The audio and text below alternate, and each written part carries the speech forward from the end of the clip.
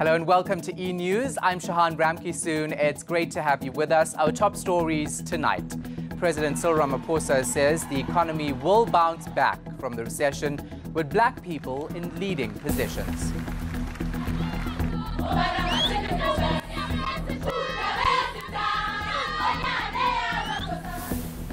Tens of thousands of maidens take part in the annual Reed Dance. We start with this. ANC President Cyril Ramaphosa is campaigning in Durban. As part of the ANC's Tumamina campaign, Ramaphosa walked with KwaMashu residents today.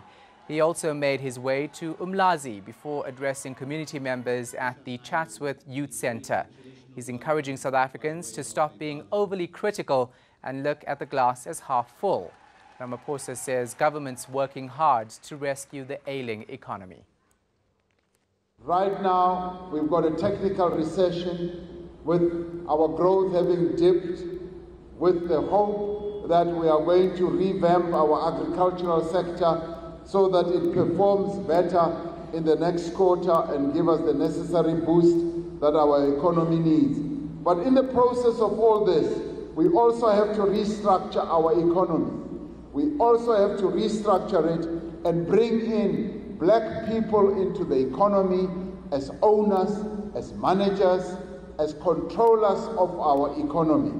Because when we do that, that is when we create a bigger economy, an economy that is inclusive and supports everyone in terms of growth. The Zulu Royal House believes the annual Reed Dance is more important than ever because it's a way of preventing the spread of HIV.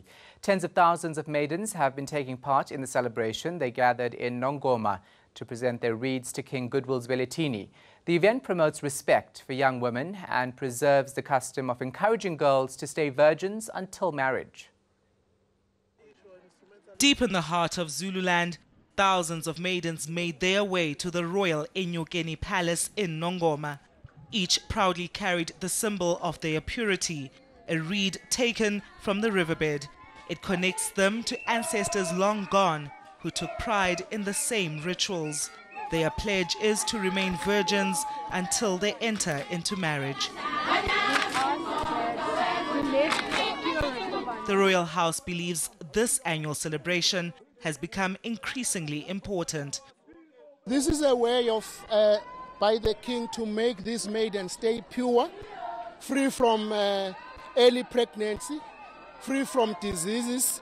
This has become a weapon by which HIV/AIDS can be prevented. Led by one of King Goodwill's Zwelithini's daughters, the maidens are proud to hand over their reeds to their leader. It means that I am proud to be a virgin, and this thing is very nice to us as we are girls. We have to be proud of ourselves and we have to carry on, take care of ourselves and not just give boys what we have. Legend has it, if you aren't a virgin, your reed will break. By the looks of it, many here will be heading home with their heads held up high. Now, winter isn't letting up just yet. Temperatures have plummeted across the country. Parts of the Eastern Cape, Western Cape and Northern Cape are covered in snow. Thunderstorms are expected over the interior, including the Highveld. KwaZulu-Natal can also experience snowfall. Frosty conditions are expected to start subsiding tomorrow. Gravel road to Cathcart. This year marks the 25th anniversary of the death of American anti-apartheid activist Amy Beale. She was killed by a mob in Gugulethu on the 25th of August in 1993. The movie about the circumstances around her death is now in the making. Beale's mother says she hopes it will portray a story of forgiveness. Tanya Neft reports. It's a story that made headlines in South Africa and the world over back in 1993. Amy Beale's life taken in the most brutal way by an angry mob in a Cape Town township.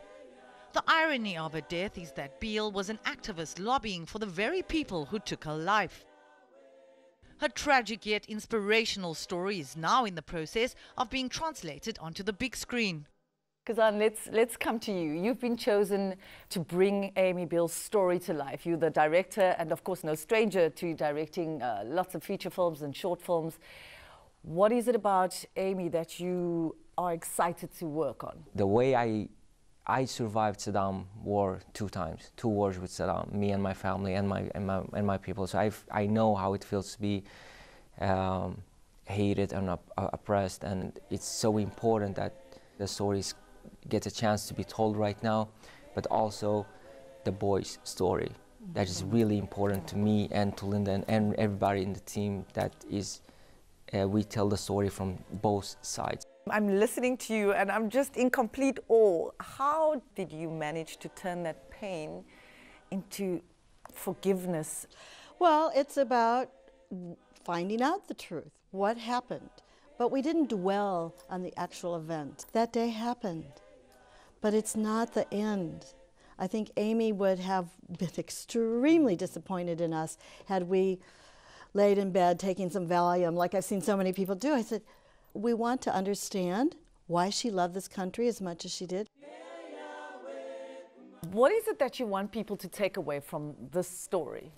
Maybe just through the storytelling, there will be some lessons coming out of that. Hopefully, this is the outcome, that this story opens up minds and hearts to other possibilities than hate. Pre-production of the Year of the Great Storm starts in January and is set to depict a vivid memory of a country teetering on civil war. The filmmakers say they're looking forward to filming at the original locations in Cape Town. Tanya Neft, Cape Town. Coming up after the break, post Robert Mugabe, authorities say Zimbabwe tourism is booming.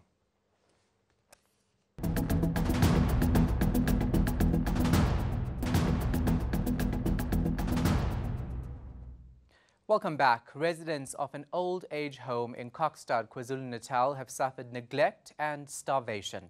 They want harsher action taken against former board members of the non-profit organization accused of running the center to the ground. The home is plagued by a leadership crisis and the mismanagement of funds. Sipamandla Goge has more. It's meant to be a place of comfort and joy, but not for this vulnerable group of society. Mismanagement of funds and bad leadership is believed to have crippled the once well-run eLonwabeni old age home. The elderly look disheveled.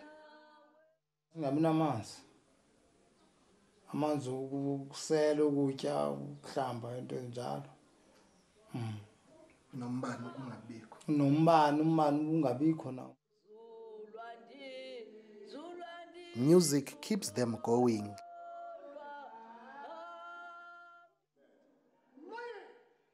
Others try to forget their worries by playing board games. It's alleged some former board members of the center used the elderly citizens' money on shopping sprees. Some of the monies of these gogos that stay here were withdrawn in Johannesburg, some in Durban, some in Wild Coast, but then those gogos had never been into those places. The home's residents want the culprits to pay.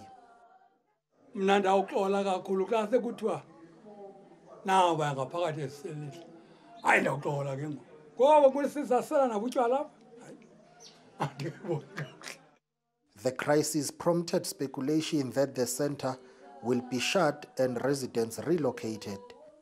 Ingxaki thina esiyesacabanga ngosifuna ungenelela kuyinto ba kuzawuthathwa abantu bethu bahanjwe basiwe enkandla singaxelelwanga endaweni yoba kususwe aba bantu badle imali zabo. More than 40 workers have not been paid for months, and the center is on autopilot. Akukho body, akukho management, akukho registered nurse, asinayo registered nurse okhona, asina administration clerk, umuntu esincedwa uyena i-social worker, eziswe uyena social development. The preliminary forensic investigation has unearthed a web of fraud and corruption. The task team that has been assigned is to look at the extent of the matter. They have to also consider stopping any payment to the NPO that failed the elderly people. But they must then go into some forensic investigation to discover the truth. That's how charges are then going to be proffered. But the provincial authorities have opted not to shut the center down. After discussing, very in-depth discussion, it was felt that one thing we cannot do, because the facility here is intact. Therefore, there is nothing wrong with the facility. The cabinet ruled that we should not remove the older persons. The provincial government will appoint an administrator to run the affairs of the facility. Siphamandla Koke, Kokstad, KwaZulu-Natal. In neighboring Zimbabwe, there's a boom in tourism following the departure of Robert Mugabe. Trade is bustling at a World Tourism Expo with more than 600 exhibitors and buyers attending the event. It's one of Africa's prime travel and tourism showcases. Robert Mugabe's fall had been a blessing to Zimbabwe, with more tourists now visiting. Zimbabwe Tourism Authority CEO Karikoga Kaseke revealed the tourism boom at the Sanganai World Tourism Expo in Bulawayo. Comrade Nagawa has changed the policies drastically, and this is real change that has been talking about. And let me tell you the truth, tourist arrivals comparing first half of 2017 and first half of 2018, 45% increase. Vice President Constantino Chiwenga says the Tourism Expo is giving his government a platform to re-engage with the world after decades of isolation. It is also my fervent wish that the Expo will facilitate the much-needed interactive networking sessions for local tourism operators, hotels and lodges, thereby instilling confidence in Zimbabwe as a tourism destination of choice.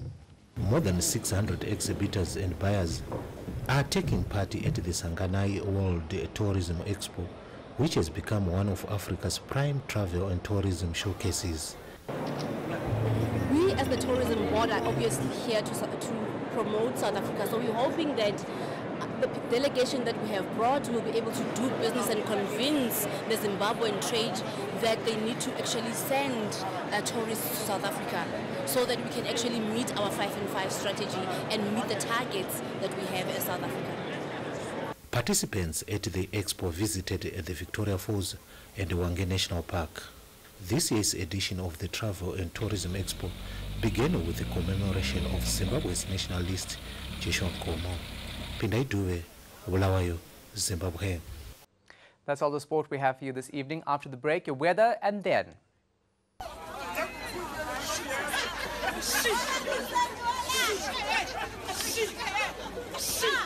President Cyril Ramaphosa braves the rain to work out with KwaMashu residents.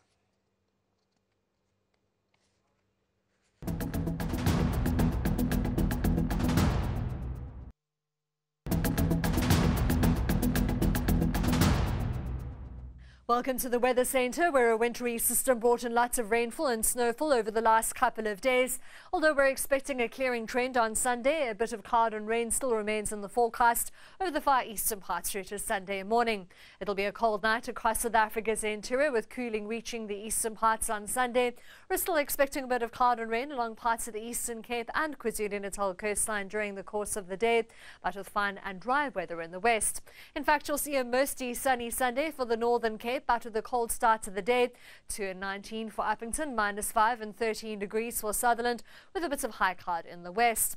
We're forecasting a dry and cool day throughout the Western Cape, 19 for Cape Town and Worcester, partly cloudy and cold for George at 15, with another bitterly cold day throughout the Eastern Cape, partly cloudy and dry here, other than some rain along parts of the coastline.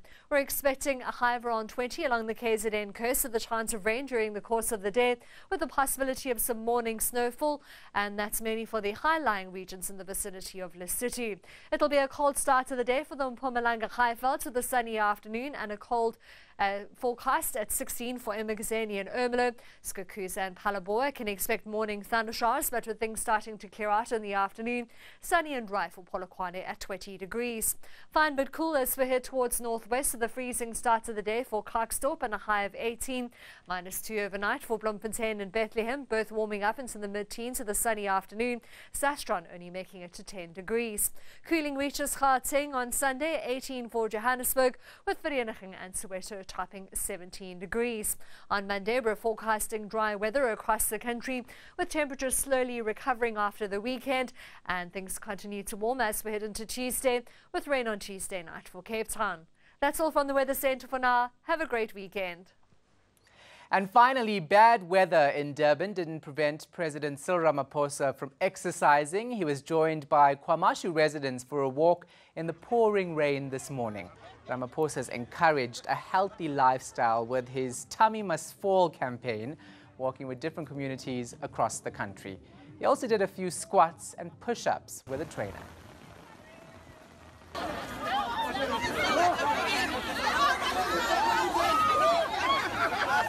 My president! My president!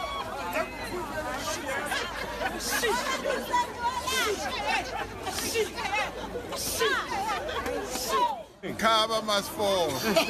It's slow. It's slow, but it's on its way to fall. So it is going to happen without any doubt. And the important thing is to have the determination to make Mkaba to fall. So it is going to happen. You watch this space. Mkaba must fall. Well, if the president can get up early in the bad weather to train, I guess there really are no excuses for all of us. Here's a reminder of our top stories before we go. President Cyril Ramaphosa says the economy will bounce back from the recession with black people in leading positions.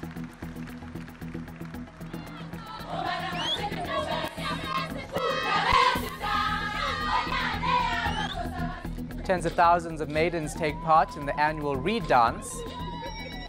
From me, Shahan Ramkisoon, and the rest of the team, take care and goodbye.